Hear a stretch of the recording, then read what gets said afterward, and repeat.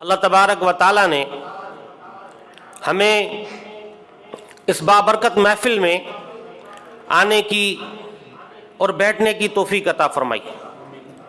یہ قرآن مجید کی جو مجالس ہیں، خاص طور پر وہ مجلس جس میں قرآن مجید کے ختم کی دعا کی جائے، وہ بڑی بابرکت مجلسیں ہوتی ہیں، اور وہ مجالس دعا کی قبولیت کی مجالس ہوتی ہیں۔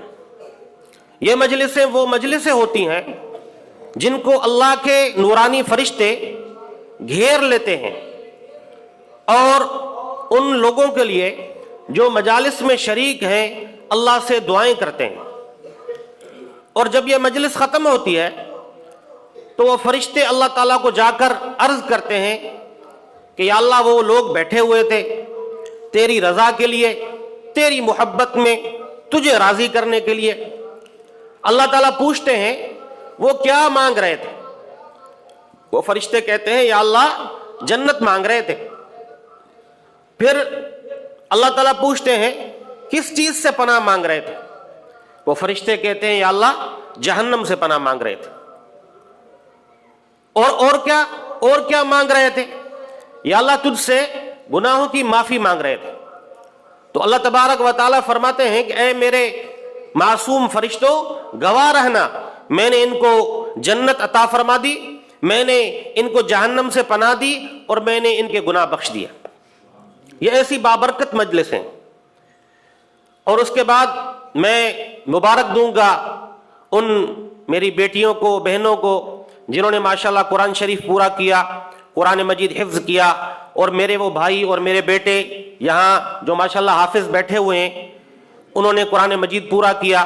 اللہ تعالیٰ ان کو قرآن مجید کو یاد رکھنے، اس پر عمل کرنے، اور آگے پوری دنیا تک پہنچانے کی توفیق عطا فرمائے۔ اور بڑی مبارک کے مستحق اور حقدار ہیں وہ والدین، وہ ماں باپ جن کے یہ بچے ہیں۔ کتنی بڑی سعادت ہے کہ ان کے بچوں نے اللہ کے کلام کو اپنے دل میں رکھا، محفوظ کیا، یاد کیا۔ کتنی بڑی سعادت ہے، کتنی بڑی یہ کامیابی ہے۔ اس پر جتنا اللہ کا شکر کیا جائے یہ شکر کم ہے کہ اللہ نے یہ توفیق عطا فرمائی، اللہ نے یہ سعادت عطا فرمائی۔ اور ضرور مبارک کے مستحق ہوں گے وہ استاد، وہ معلمات جنہوں نے ماشاءاللہ محنت کی، دن رات پڑھایا، اور اللہ کے ہاں ان کا بہت بڑا مقام ہے۔ اور وہ قابل مبارکباد ہیں جنہوں نے یہ محنت کی، اور ماشاءاللہ مدارس اور مدرسوں کے منتظمین جنہوں نے یہ محنت کی، اللہ تعالیٰ سب کو جزائے خیر عطا فرمائے۔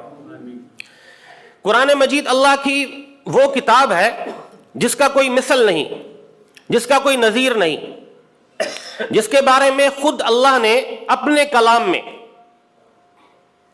سورۃ بقرہ میں بالکل شروع میں ابتدا میں بتا دیا۔ اللہ نے فرمایا یہ کتاب ذالک الکتاب لا ریب فیہ، اس میں، اس کی صداقت میں، اس کے حق ہونے میں ذرے برابر شبہ نہیں۔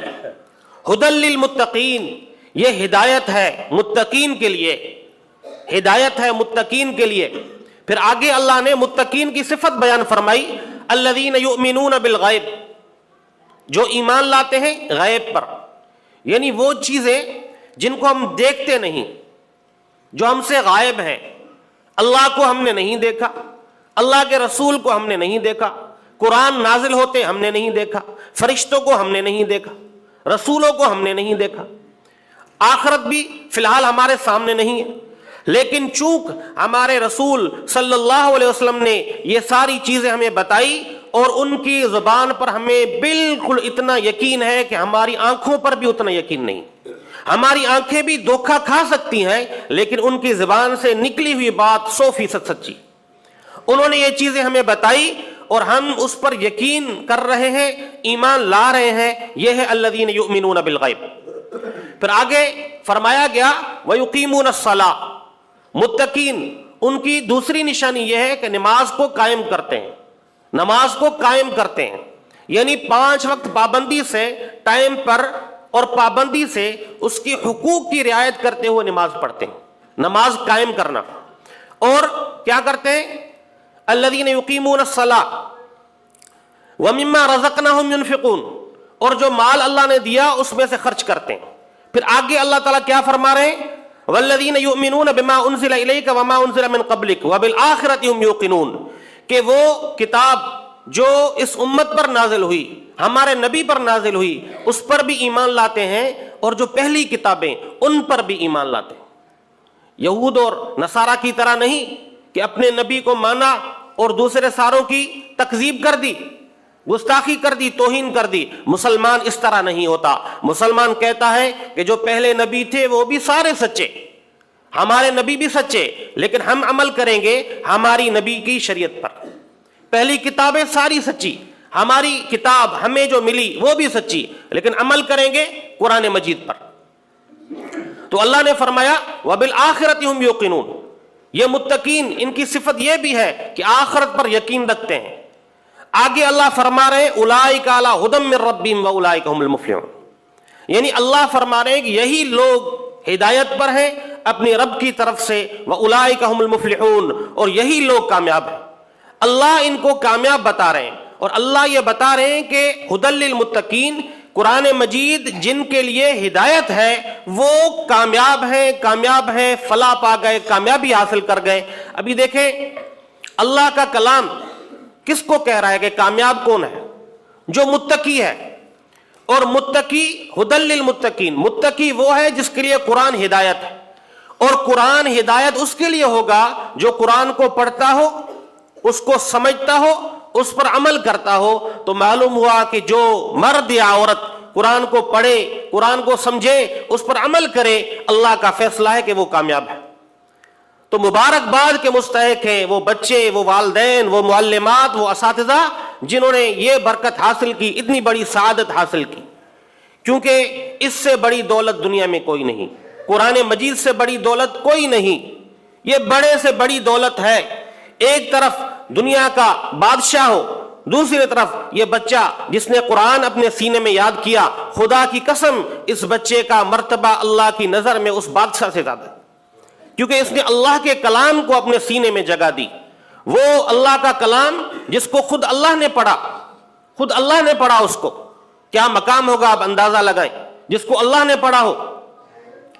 آسمان اور زمین کے پیدا کرنے سے 2000 سال پہلے اللہ تعالیٰ نے سورت طٰہٰ اور سورت یاسین کی تلاوت فرمائی، خود اللہ نے. تو فرشتوں نے جب یہ آواز سنی تو فرشتے کہنے لگے کتنے بابرکت ہوں گے وہ لوگ جن کو یہ کتاب ملے گی، کتنی سعادت مند ہوں گی وہ زبانیں جو اس کو پڑھیں گی، اور کتنے خوش نصیب ہوں گے وہ سینے جو اس کو اٹھائیں گے.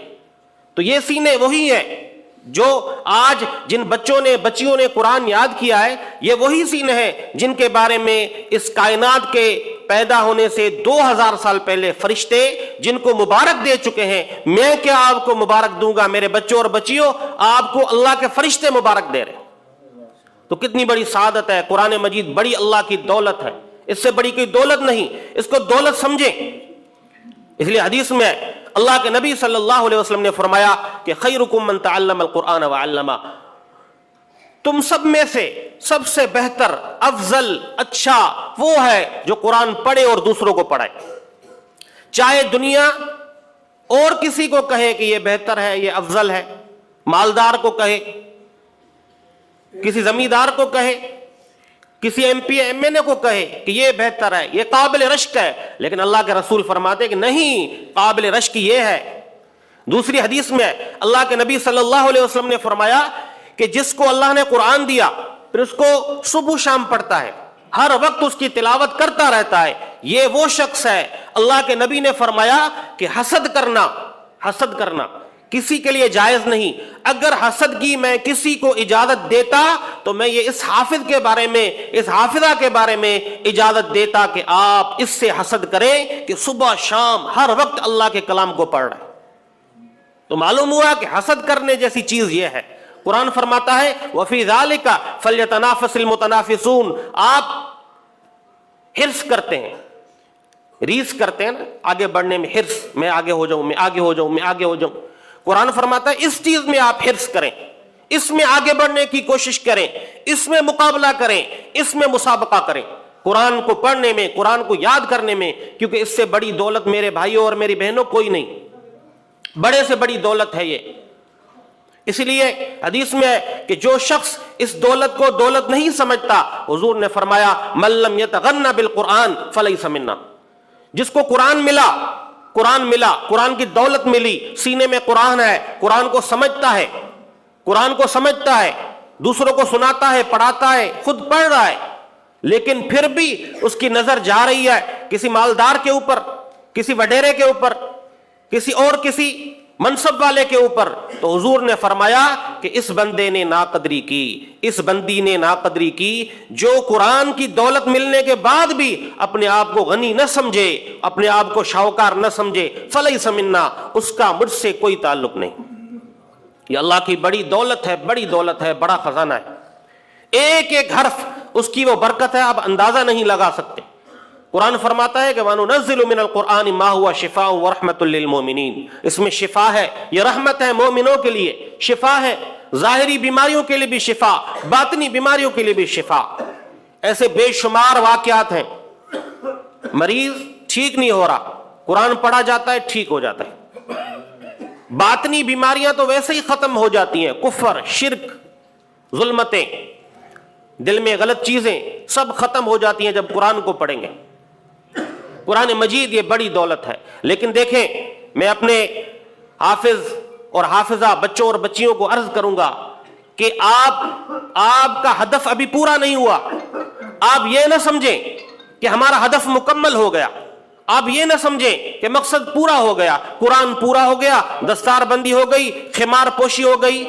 میرے بچوں اور بچیوں، آپ کا یہ مقصد نہیں، آپ کا یہ ہدف نہیں، ابھی تو شروعات ہے، ابھی تو ابتدا ہے۔ ابھی آپ کا مقصد یہ ہے کہ یہ قرآن جو حاصل کیا ہے، پوری زندگی انشاءاللہ اس قرآن کو پڑھنا ہے، پڑھانا ہے، اس کو دوسروں تک پہنچانا ہے، اس پر عمل کرنا ہے، اور انشاءاللہ قبر میں بھی یہ قرآن آپ کے ساتھ ہوگا، اور انشاءاللہ میدان محشر میں بھی ساتھ ہوگا۔ یہ قرآن ایسا باوفا ساتھی ہے، آپ کا ساتھ نہیں چھوڑے گا، جب تک آپ کو جنت کے دروازے کے اندر داخل نہیں کرے گا تب تک قرآن آپ سے جدا نہیں ہوگا۔ اس لیے یہ آپ نے آج یہ پکا عزم کرنا ہے، اس مجلس میں عزم کرنا ہے کہ انشاءاللہ ابھی قرآن یاد کیا، اس کے بعد انشاءاللہ قرآن کو اور یاد کریں گے، پڑھیں گے، تجوید سے پڑھیں گے، اور انشاءاللہ قرآن کو سمجھیں گے، عربی پڑھیں گے، قرآن کو سمجھیں گے، اس کے بعد انشاءاللہ پوری زندگی وقف کریں گے قرآن پڑھانے اور پڑھنے میں۔ اور خدا کی قسم اللہ آپ کو ایسے خزانے دے گا، آپ خود حیران ہو جائیں گے۔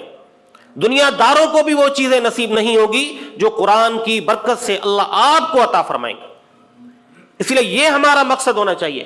حدیث میں بھی یہی لفظ ہے، اللہ کے نبی صلی اللہ علیہ وسلم نے فرمایا کہ من قرأ القرآن وعمل بما فيه البس والداه تاجا یوم القیامہ ضوءه احسن من ضوء الشمس۔ اللہ کے نبی صلی اللہ علیہ وسلم نے فرمایا کہ جس بندے یا بندی نے قرآن پڑھا اور اس پر عمل کیا، اس کے والدین کو قیامت کے دن ایک تاج پہنایا جائے گا جس کی روشنی سورج کی روشنی سے زیادہ ہوگی۔ تو میرے محترم سامعین، سامعات، دیکھیں یہاں لفظ ہے قرأ القرآن وعمل، تو معلوم ہوا کہ فقط قرآن کا پڑھنا کافی نہیں، قرآن پڑھنے کے بعد آپ نے عمل بھی کرنا ہے، اور عمل تب کر سکیں گے جب آپ کو پتا ہو کہ قرآن کیا کہتا ہے، قرآن کا، اس سورت کا، اس آیت کا مطلب کیا ہے۔ وہ آپ کو تبھی پتا ہوگا جب آپ کوشش کریں، گرامر پڑھیں، صرف نحو پڑھیں، اور آپ یہ پڑھ کر قرآن کو سمجھنے کی کوشش کریں۔